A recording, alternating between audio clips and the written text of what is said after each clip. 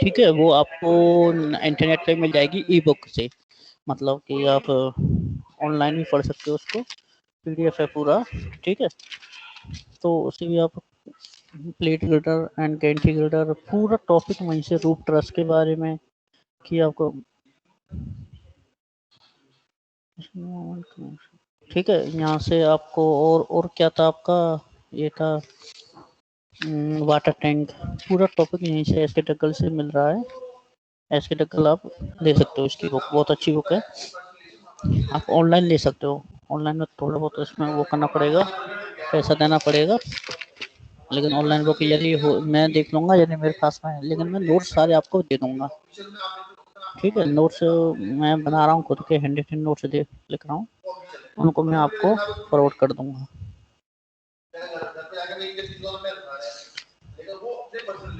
आवाज आ रही है? ब्रॉन्सन ब्रॉन्सन ब्रॉन्सन म्यूट करके भाग गया।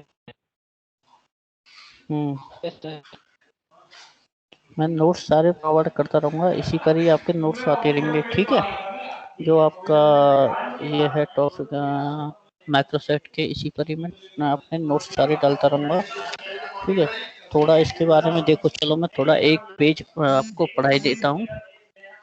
ये आपको देखिए, आपको स्क्रीन दिखाई दे रही है? Design of steel structure second लिखा हुआ।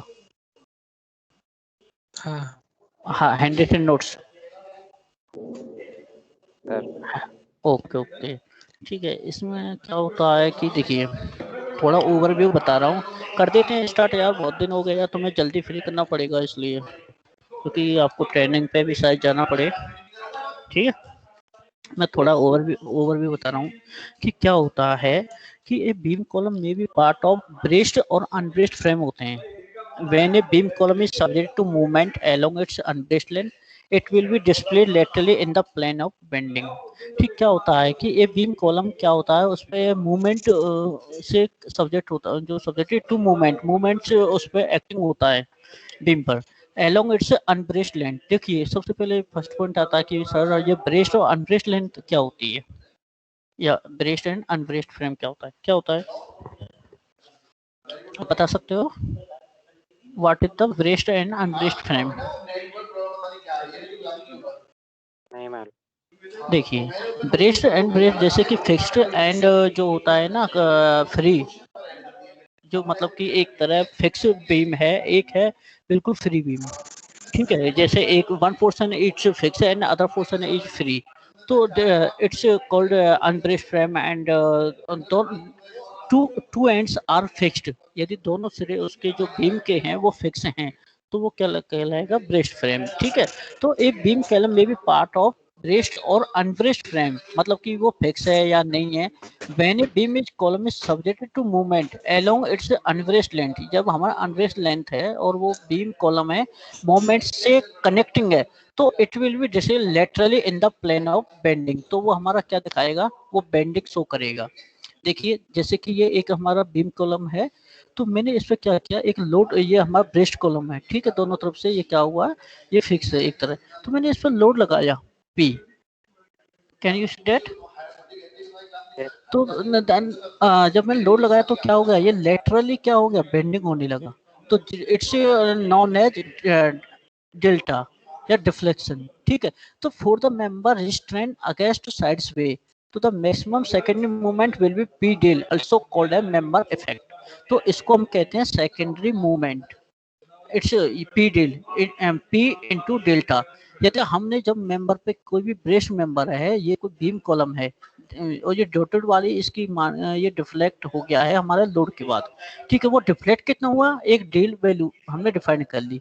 तो कह रहा है कि दिस लाइन इज कि for the member restrained against sidesway, तो the maximum secondary movement will be P del, also called a member effect.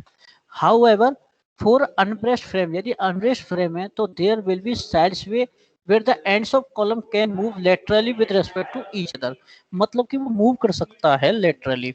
यदि हमारा अनब्रेस्ड फ्रेम है तो मतलब कि अनब्रेस्ड में क्या होगा, एक सिरा उसका फिक्स है और एक सिरा उसका बिल्कुल फ्री है किसी भी बीम या कॉलम का। तो the ends of the column can move laterally with respect to each other, तो वो मूव करने लगेगा। And there will be additional secondary movement of maximum value of P del, उसको delta. 5 minute.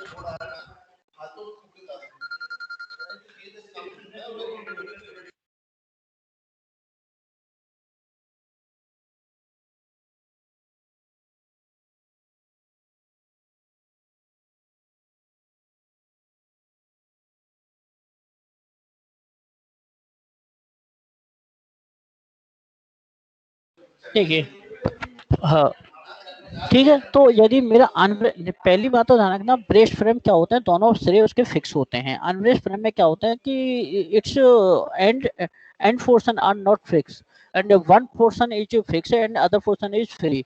So then however for an unbraced frame there will be sides way, so where the ends of column can move laterally with respect to each other, and there will be an additional secondary movement of maximum value of p del, also called as structure effect। Then instead, देखिए ये fix, हमारा ये सिरा कैसा है, fix है, और ये कैसा सिरा है, हमारा बिल्कुल फ्री है। जब ये फ्री होगा, जब हम इस पर लोड लगाएं तो क्या होगा, ये डिफ्लेक्शन होने लगेगा साइड्स में से। तो कितना डिफ्लेक्शन हुआ, ये हुआ हमारा एक डेल्टा। ठीक है, ये ठीक है, ये हमारा डेल्टा। तो ये क्या इफेक्ट कहलाएगा, ये स्ट्रक्चर इफेक्ट कहलाएगा, क्योंकि क्यों स्ट्रक्चर की वजह से तो हुआ। यदि ये फिक्स होता तो क्या होता, मेंबर इफेक्ट होता, क्योंकि मेंबर के इफेक्ट की वजह से, जैसे इसमें देखा कि मेंबर इफेक्ट, क्योंकि हमारा मेंबर से जो मेंबर है वो तो फिक्स है दोनों, और लेकिन हमारा वो बीच में से लेटरली क्या हो गया, वो हमारा साइड स्पेस से हमारा क्या हो गया, बेंडिंग हो गया। तो ये होता मेंबर इफेक्ट। और स्ट्रक्चर इफेक्ट, क्योंकि स्ट्रक्चर ही मूवमेंट कर गया यहाँ से अपने सिरे से। ये जब हमारा पहले जब हमने लोड नहीं लगाया तो वो सिरा था यहाँ पर, और देन जब हमने लोड इंक्रीज करना स्टार्ट किया तो वो हमारा जो सिरा फ्रीली सिरा है वो क्या करेगा, मूवमेंट कर गया, मूव। तो ये किसके respect, the application of the end movement की वजह से ये क्या हो गया, हमारा लोड हमारा ये सेकेंडरी इफेक्ट है किसका, स्ट्रक्चर इफेक्ट का। ठीक है, सेकेंडरी मूवमेंट है स्ट्रक्चर इफेक्ट का। ठीक है, अब ये बीम कॉलम का थोड़ा इंट्रोडक्शन ही चल रहा है, सेकंड प्रेजेंटेशन में अभी शो कर रहा हूँ। ठीक है, 5 मिनट। ठीक है,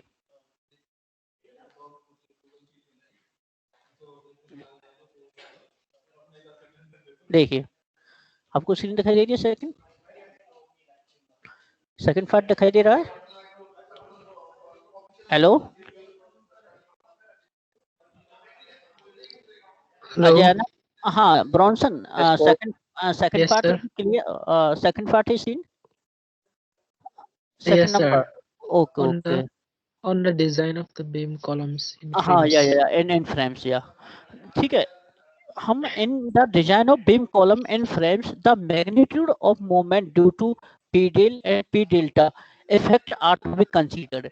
तो इसमें हम जितना भी बीम कॉलम में फ्रेम में हम जो डिफाइन करेंगे, डिजाइन करेंगे, वो मेंबर ऑफ इफेक्ट और member of structure of effect दोनों को डिफाइन करेंगे, कंसीडर करेंगे कि किसकी वजह से इफेक्ट आया है।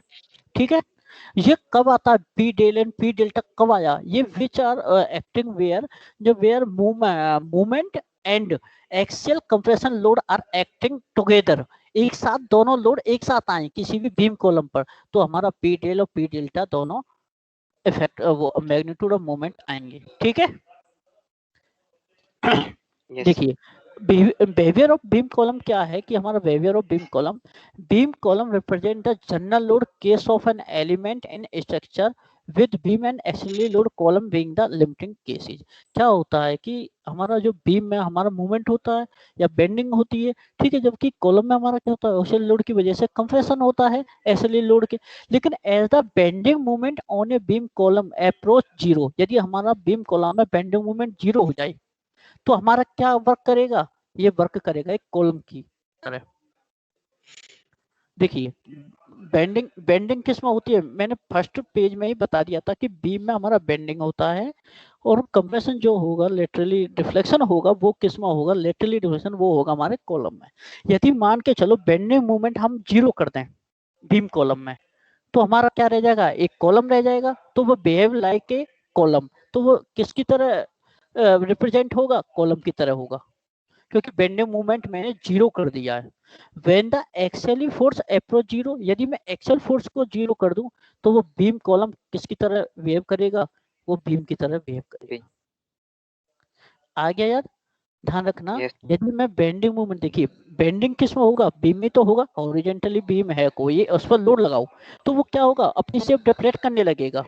ठीक है, देखो मैं एक थोड़ा आपको वो एक उसे व्हाइट बोर्ड से दिखा रहा हूँ। ठीक है, व्हाइट बोर्ड से, अभी कहाँ है white board, 5 minute, white board से मैं एक शो करके दिखा रहा हूँ आपको।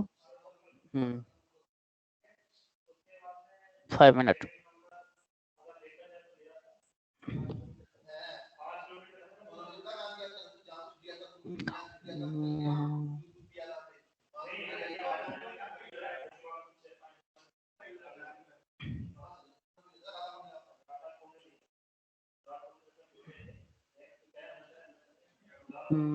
यार ये तो व्हाइट बोर्ड तो ले नहीं रहा, अरे पेंसिल लीजिए।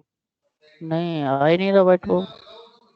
तो मेरे में दिख रहा है लेकिन। ओके ओके आ रहा है, 5 मिनट, ठीक ओके। देखिए मैंने अभी कहा कि जैसे कि देखिए कोई बीम कॉलम है, ठीक है, एक मैं बीम बना रहा हूँ आपके लिए, थोड़ा इस पे तो ऐसे ही बनेगा, ठीक है।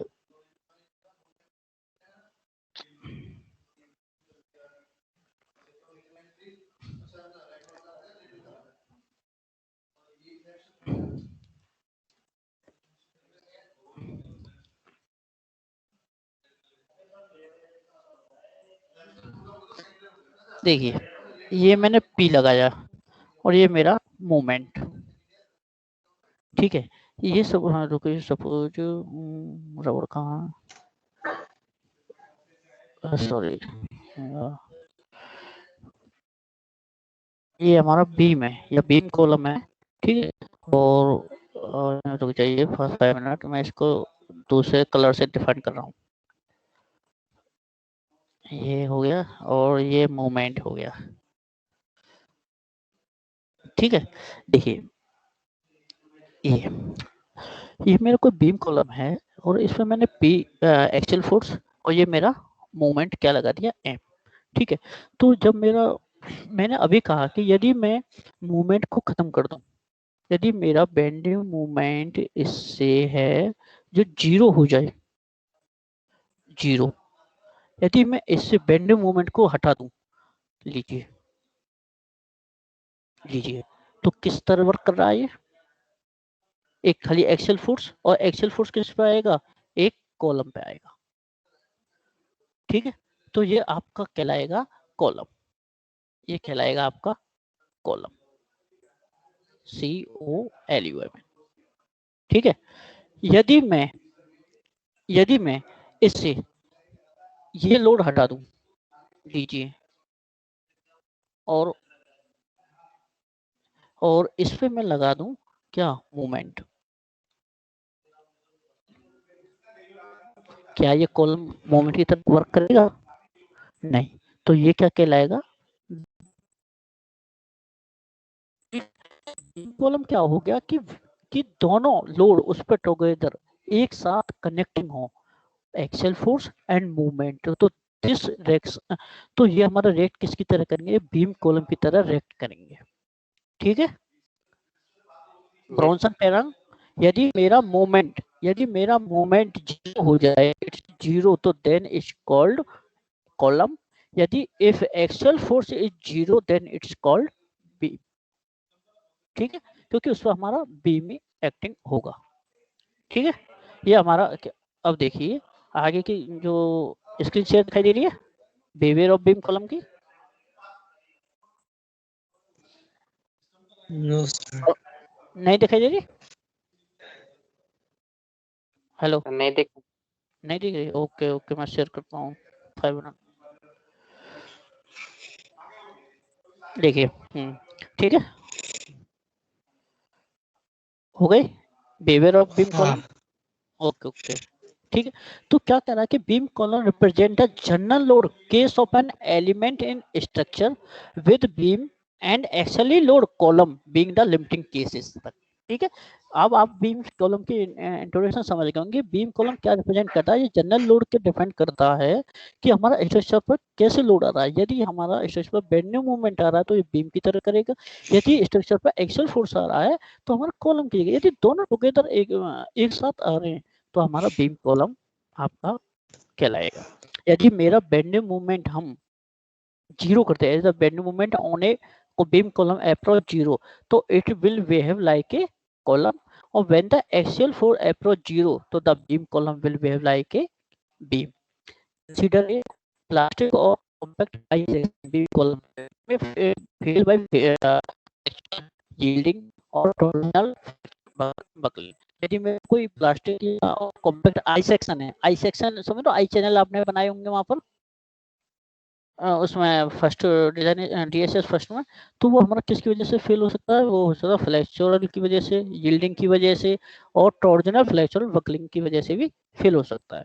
The actual mode of failure would depends upon the magnitude of actual load and eccentricity and slenderness ratio पर डिपेंड करेगा। ठीक है, ध्यान दो, actual mode of failure would depends, ध्यान देना। मैं फिर दोबारा एक स्क्रीन पे दिखाई दे रहा हूँ अपने उसी पे पीपीटी पे, उस पे जा रहा हूँ ब्लैक क्या कहते हैं व्हाइट बोर्ड पे। देखिए व्हाइट बोर्ड में बहुत टाइमिंग लेता है ये भी।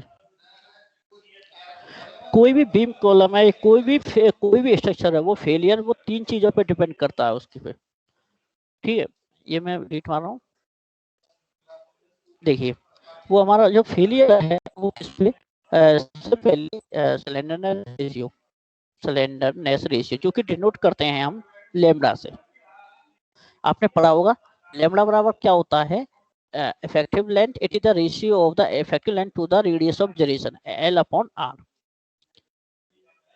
You know Bronson Terang, Bronson, Yes, sir. Yes, sir. what is the slenderness ratio of column? I don't know, sir. eh? Bronson, Yes, sir.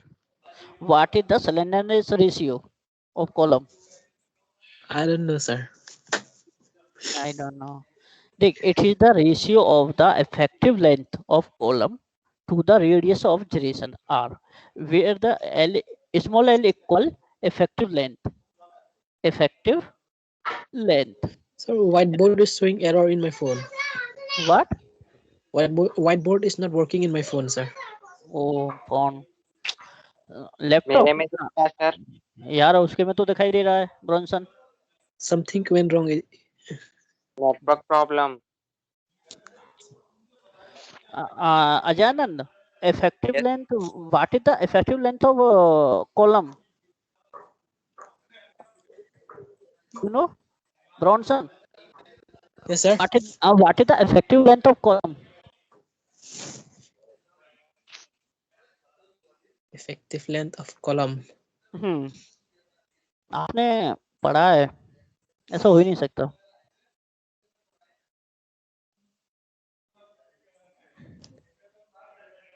No यार,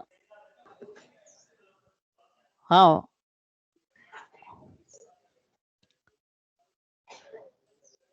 what is the effective length of column? Not search in Google engine. Bronson, Yes, sir. Ajayanand, not search in Google engine.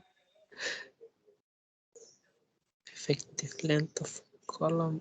Yes, देखो मैं बताता हूँ। पहले थोड़ा तो आपको base बताना पड़ेगा, क्योंकि जब भी आप देखिए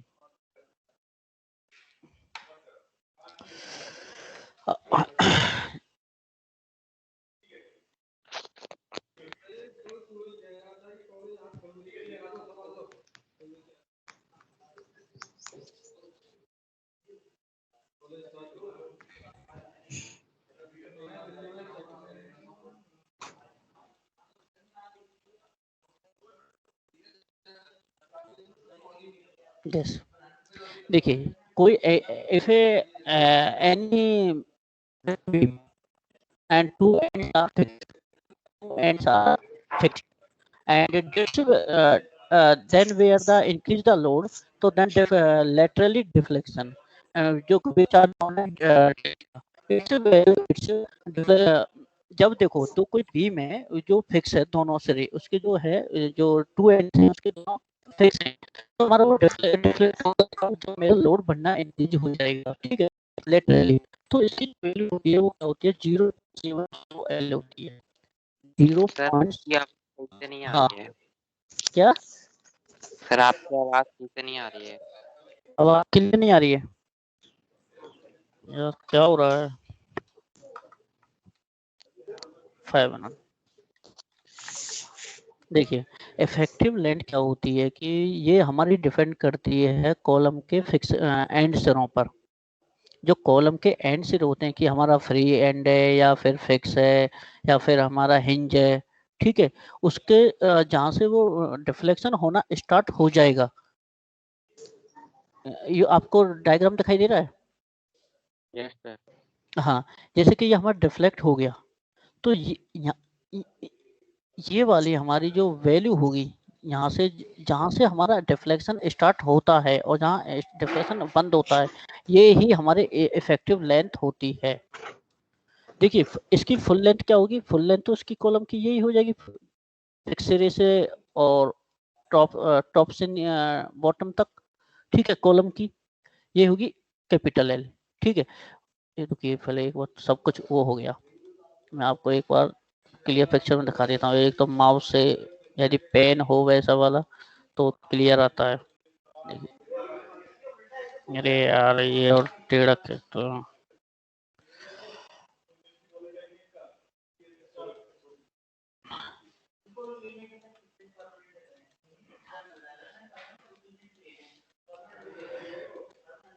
दिस कॉलम, ठीक है, and this column is deflected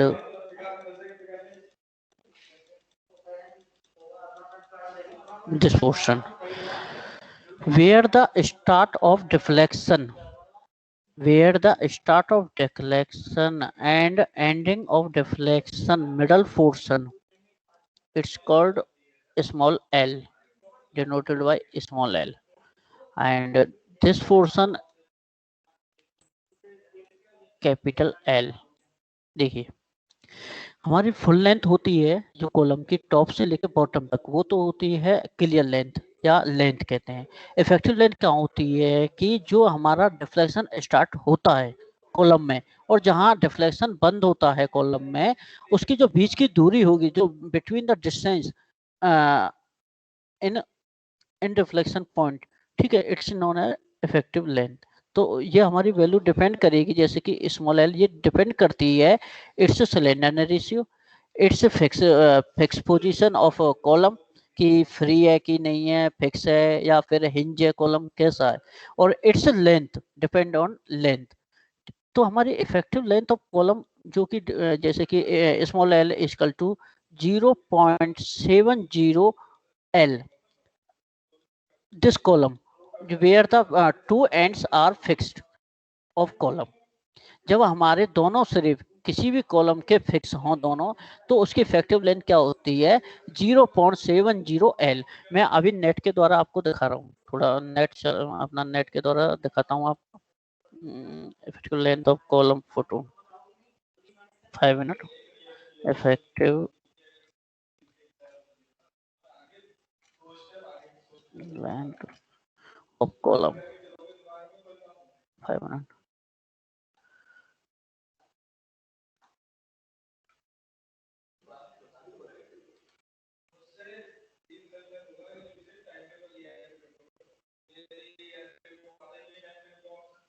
देखिए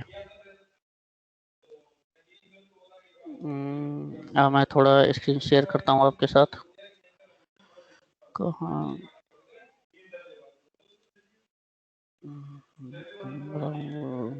डेस्कटॉप,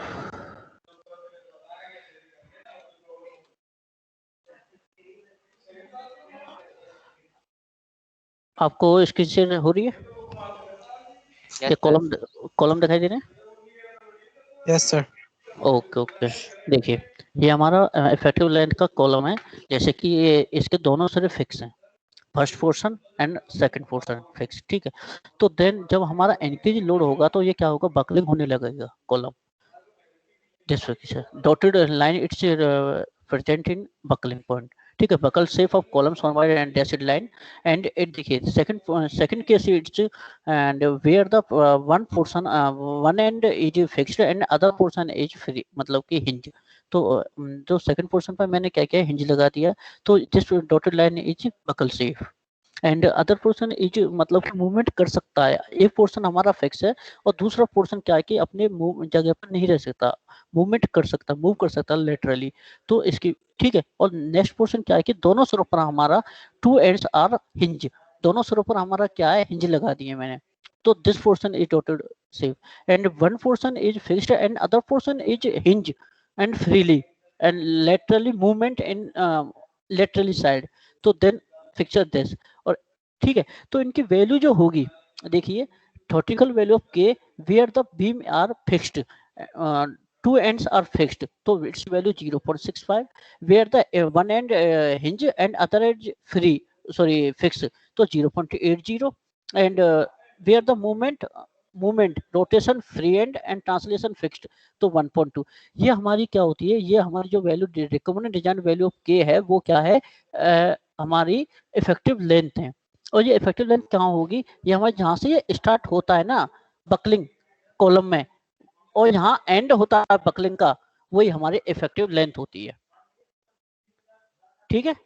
आगे समझ में, देखिए जैसे इसमें है, इसमें क्या हुआ, जहां से स्टार्ट कहां से हुआ, बिल्कुल एंड सिरे से ही हो रहा है और खत्म भी हमारा सिरे पे हो रहा है, तो इसकी जितनी लेंथ होगी तो effective length equal actual length, ये हमारी दोनों इक्वल हो जाएगी। जब तो इसमें 1.0 लिया है, क्योंकि इसमें जो बकलिंग हुई है कॉलम में वो हमारे एक्चुअल लेंथ के इक्वली हुई है, ठीक है। ये हमारी क्या हो जाती है, इफेक्टिव लेंथ होती है, ठीक है। देखिए क्या कह रहा है कि the effective column length can be defined as the length of an equivalent pin ended column having the same loading capacity as the member under consideration.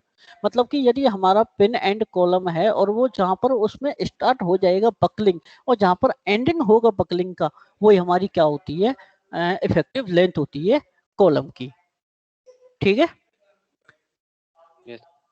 Okay, अब देखिए मैं जो शेयर कर रहा था आपके साथ, हाँ तो कहाँ, तो वाइट बोर्ड 5 मिनट,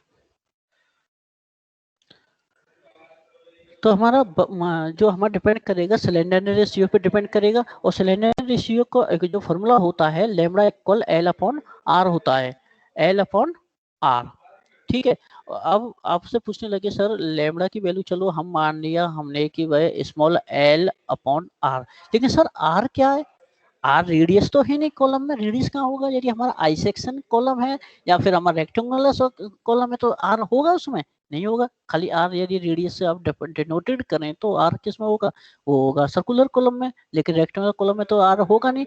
लेकिन यहाँ पर आर है रेडियस ऑफ जिरेशन, और आर का जो फॉर्मूला हो पढ़ा हो आपने, under root I upon A, I upon A, where I is equal to moment of inertia, mi,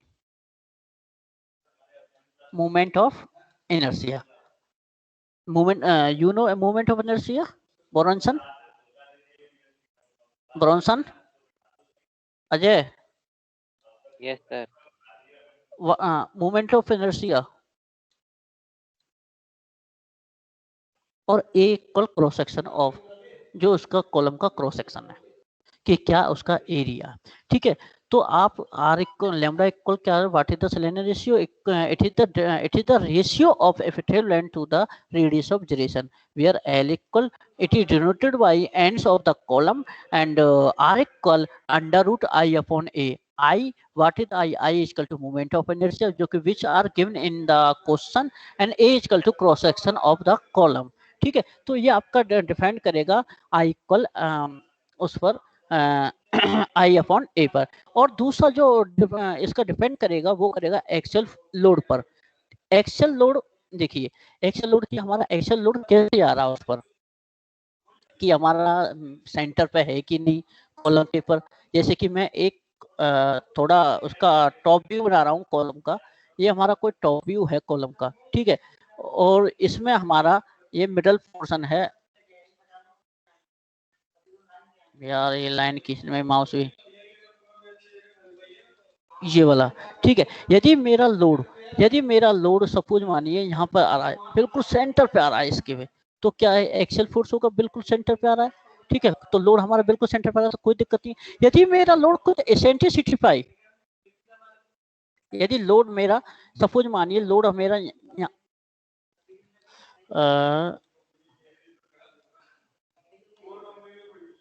centre से ना हटके उसके थोड़ा साइड में आई, ये हमारा क्या होता है ई, क्या होता है ई, इसको कहते हैं एसेंट्रिसिटी, कि हमारा सेंटर पे नहीं आ रहा है, वो थोड़ा साइड में आ रहा है, तो क्या होगा इसमें मूवमेंट डिनोटेड हो जाएगा।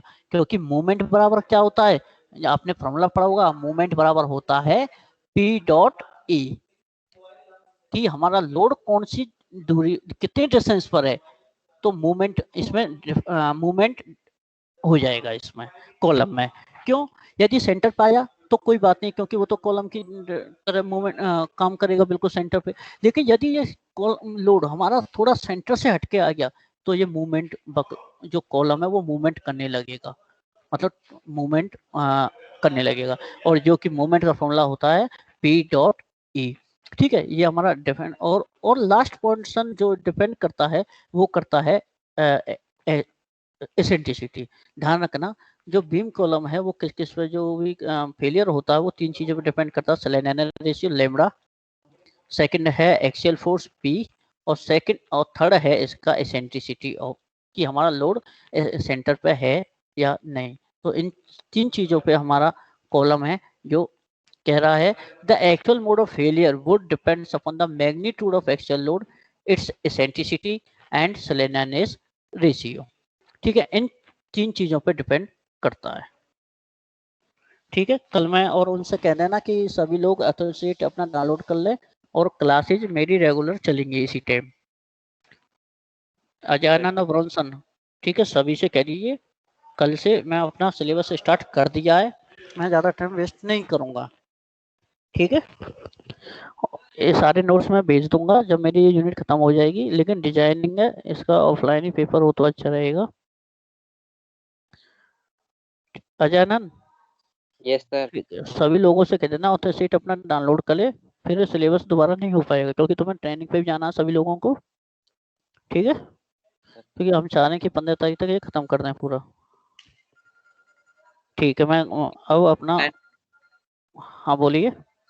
टेस्ट के पेपर ऑनलाइन होंगे ऑफलाइन? 5 मिनट, आ रहा हूँ। हाँ कैसे, अब यार इसके ये तो पेपर अभी तो कंडीशन पता नहीं भैया क्या कह रहे हैं ये लोग, मैंने सुनने में आया है कि तुम्हें बुला रहे हैं फाइनल ईयर को, फाइनल ईयर वालों को बुला रहे हैं, बुला लें तो बहुत अच्छा रहेगा, क्योंकि पूरा डिजाइनिंग है, इस पर नहीं आएगा समझ में पूरा, क्योंकि पीपीटी से नहीं आएगा बिल्कुल भी, पीडीएफ से पीपीटी से नहीं आएगा, क्योंकि डिजाइनिंग में बहुत क्वेश्चन पड़े हैं इसमें, 2-2 5-5 पेज के हैं। यदि ये जब ही सही रहेगा जब आप ऑफलाइन ही पढ़े। चलो मैं पूछता हूँ आपको, मैं कल बता दूंगा, लेकिन उन लोगों को सभी को आप कनेक्ट करो, ठीक है। अजयानंद, ब्रॉन्ज जो नेपाल वाले हैं उनसे कोई कांटेक्ट करिए रमेश दाल से, कि सभी लोगों को कनेक्ट करिए यार, और तो सेट डाउनलोड करें माइक्रोसॉफ्ट का, और कल से मैं क्लासेस रेगुलर रखूंगा, ठीक है। आज के लिए इतना ही बहुत है। ओके।